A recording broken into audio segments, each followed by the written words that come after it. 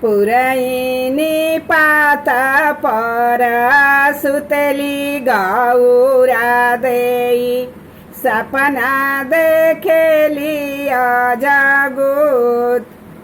सपना देखेली अजगुत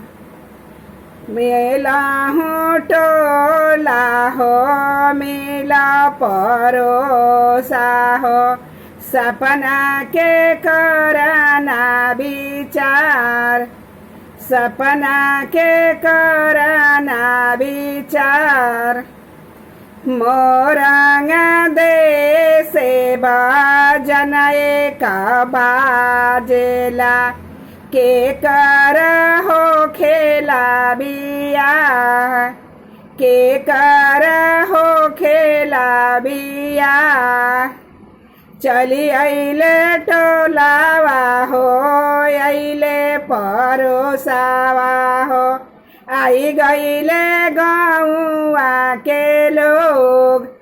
आई गइले गौआ के लोग मोरंगा दे से गौरा बाजन बाजेला शिवाजी के हो खेला बिया शिवाजी के हो खेला बिया पहिरा गौरा देई से पियारी हो सवती पारी छी भालू ले हूँ सवती पारी छी भालू ले हूँ परदा हूँ घारी जाबा देखली गौरा देई इतहाई बहिना हमार इतहाई बहिना हमार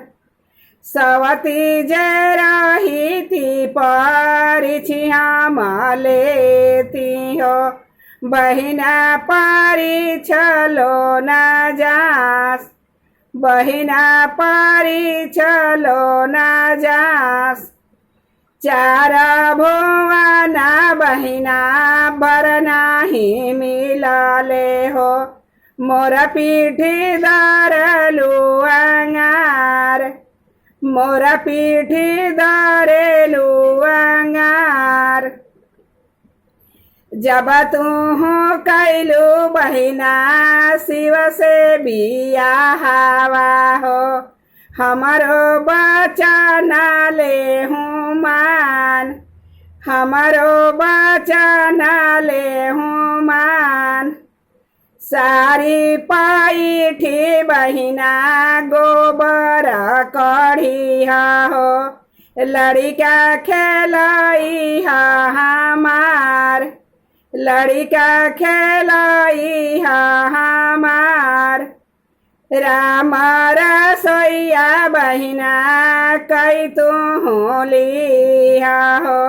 शिवजी कैसे जानी जाऊं शिवजी कैसे जानी जाऊं